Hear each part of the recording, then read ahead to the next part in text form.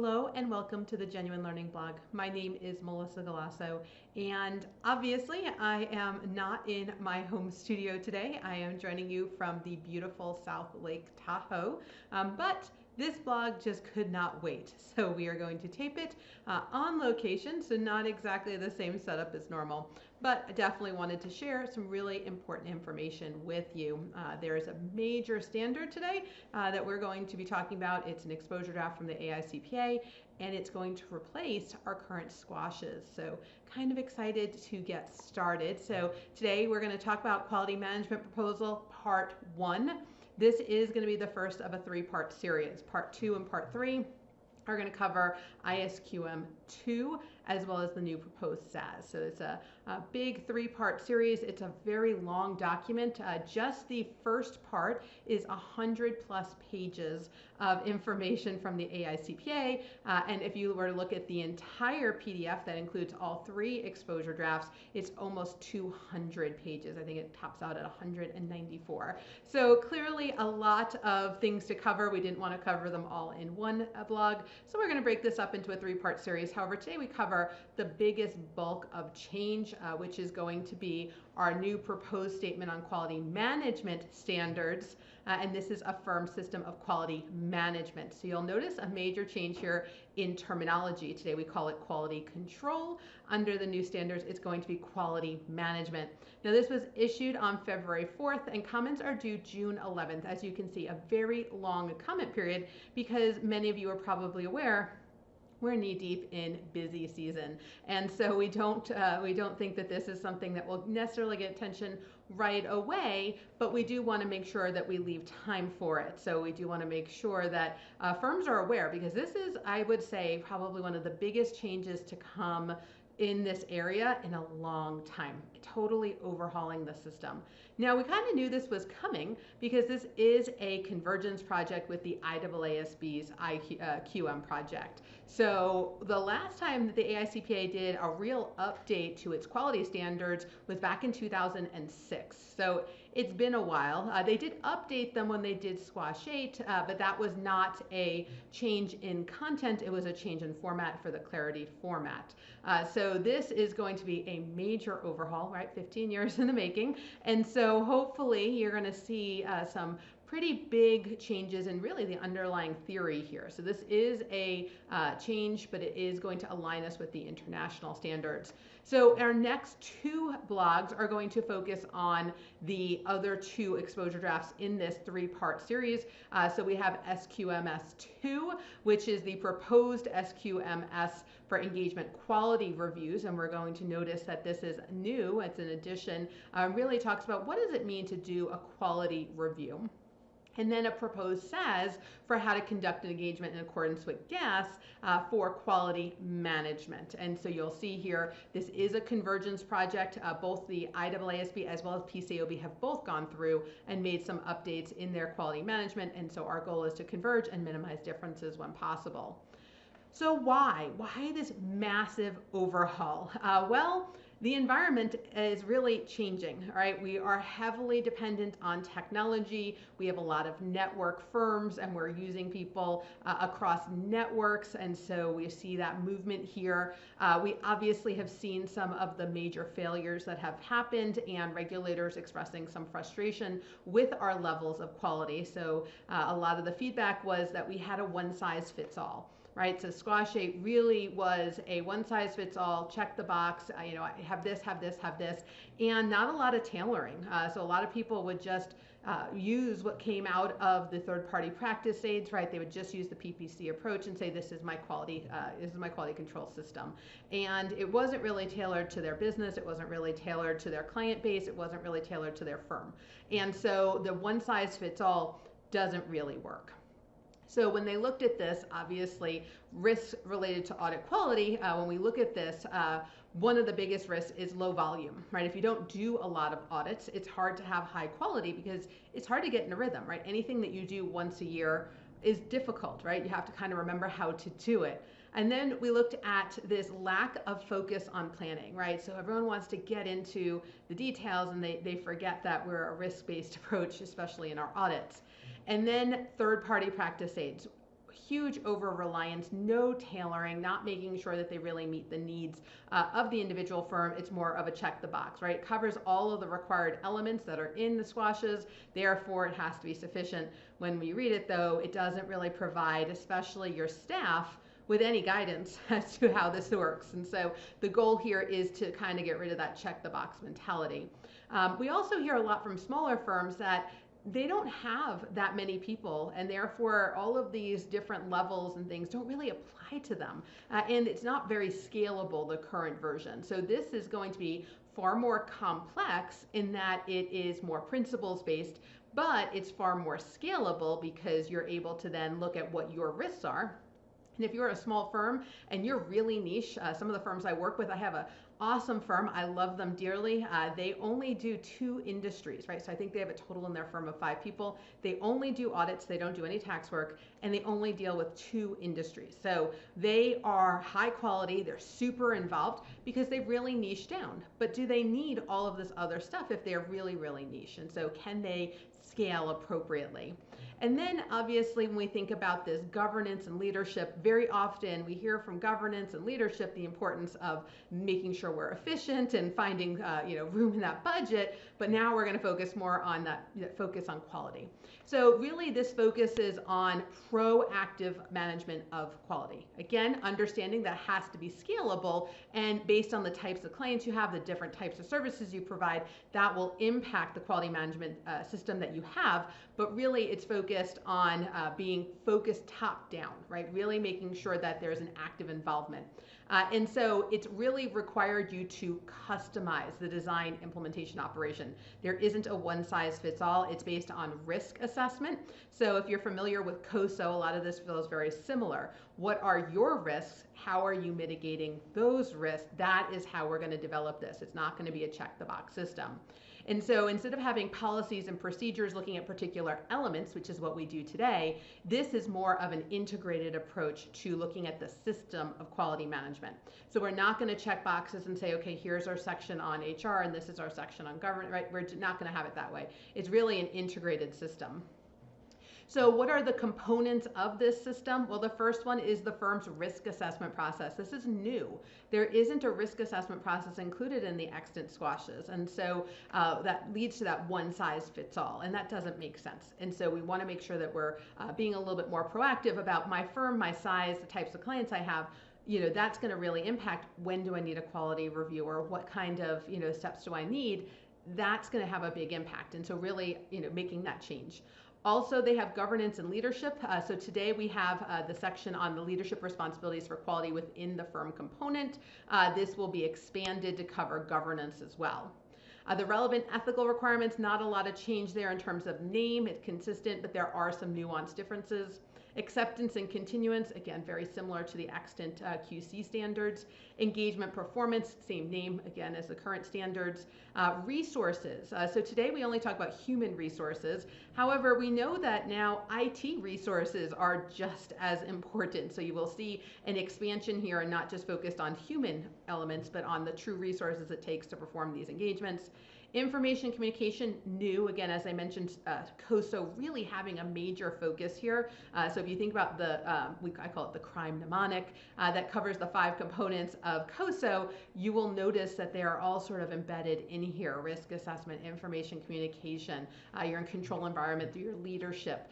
So I think this is, there's a lot of influence when I think about how we expect our clients to develop a system of quality. We actually are going to impose that on audit firms.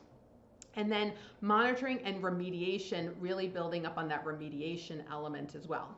So they do give us a nice visual here, and so you can see that they're not individual, they're not siloed. They in fact are going to be highly integrated. There's not just this, there's not a linear check the box. They really kind of come together.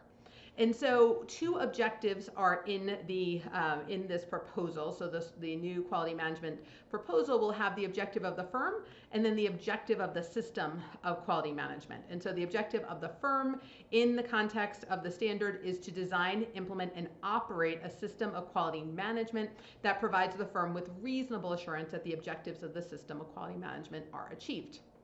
And then we have the actual objective of the system of quality management, and there are two objectives. The first, the firm and its personnel fulfill their responsibilities in accordance with the professional standards and applicable legal and regulatory requirements, and conduct engagements in accordance with such standards and requirements.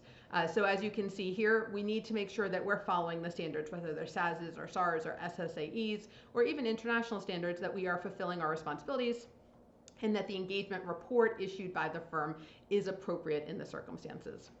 So as I mentioned, this is a risk-based approach. The firm has to sit down and think about what are its risks, and then how does it mitigate these risks. And so you can see here, it is a sort of serial, iterative process that you go through. So first you have to establish your quality objectives. So there are going to be certain objectives that are required in the proposal, and then you might need to identify additional ones. And then once you have done that, you're going to identify and assess any risks related to meeting those objectives. And this is where it gets really personalized. This is not a check the box. You're going to have to now evaluate, okay, well, what are my unique risks based on my client base, based on the industries that I'm performing, based on my geography, am I in a network, right? Understanding what those elements are, and then you design and implement a response. So if you are a fan of 315, identify the risk, assess the risk, and then respond to the risk. This is really another area where you see risk assessment being built into our processes. So here's some examples from the standard. You can see here that the strategic and operational decisions and actions, business processes, and business model of the firm. And so the overall financial goals are overly dependent on the extent of services provided by the firm, not within the scope of this proposal. And so then the quality risks that may arise, resources are allocated or assigned in a manner that prioritizes services not within the scope. So basically saying consulting or non-audit items are getting priority because they have better margins, and then decisions about financial and operational priorities do not fully or adequately consider the importance of quality in performing this. So there's so that you can see here, there's the specific objective, and then the potential risks that have been identified, and then the firm would have to respond to that risk. When we talk about governance and leadership, it really talks a lot about the firm's strategic decisions and actions, and so how are they performing? Obviously, strategy is a huge part. We see a lot of consultants out there helping firms pretty much every day on LinkedIn. I see a particular consulting posting that they met with so-and-so's leadership team about strategy and strategic direction and the way we're going. And so financial and operational priorities, as well as their ability to influence decisions about resources, especially human resources as well as IT. As we mentioned, resources was expanded from HR, really being the only section, to all the resources, including technology, audit tools, IT applications, how do we monitor independence, intellectual resources, methodology, template, tools, and then human resources, again, the people outside the firm, the engagements and component auditors as well. So you're going to see even when we get in part 3 to this blog, when we're talking about the SAS, huge focus on the component auditor and group audits. Information communication, another new area. So again, there's not a lot of information and communication information being required to be analyzed under the current SQCS. So this standard would require that the firm establish an information system to identify, capture, process, and maintain information, acknowledging obviously less complex entities but fewer personnel. Don't necessarily have to have the same amount, but this does focus on both internal and external communication. So from an internal, that talking about robust two-way communication throughout the firm, and then externally a key public interest element. Monitoring and remediation, this area definitely beefed up, really focusing on focusing from engagement level monitoring to the entire system, right? So while we're still going to talk about doing internal inspections, this is a more proactive consideration. So they're going to increase the emphasis on tailoring the monitoring activities. So it's not a one size fits all, you have to have X number or a certain way of doing it. And then they're looking at factors to consider. So if you have a lot of different, if you have a large partner base, if you have a large industry base, if you have different risk areas, obviously that would impact how we do monitoring. So we are still going to have a requirement to inspect completed engagements, but it's going to be focused on more of a cyclical basis as opposed to more of an annual requirement. And so you would still have the opportunity to determine the criteria, how often, which ones get selected, which partners are selected, how frequently to select a particular partner, but you're going to have to explain that. How did you incorporate your risk assessment? So how did you make that system? How did the system design influence the decisions that you're going to make? And then a huge area, as you can see, that they expanded the name of this section to really focus on deficiencies and remediations, so requirements for evaluating findings, and then really a root cause investigation. So instead of being really high level, focusing on getting down to that root cause. We mentioned networks. More and more small firms are joining networks in order to be able to leverage some of the tools that are out there, as well as the other firms. And I love working with networks. I love teaching at their conferences. I do love that they can share ideas. It brings me a lot of joy to work with that. But if you're starting to use these network services and you're leveraging them, how do you understand how they fit into your system of quality management? How are you determining whether they meet the standards they have to be adapted in order to meet your needs? So this is a long time out, although 2023 is going to be here before we know it, because I can barely believe that this is 2021.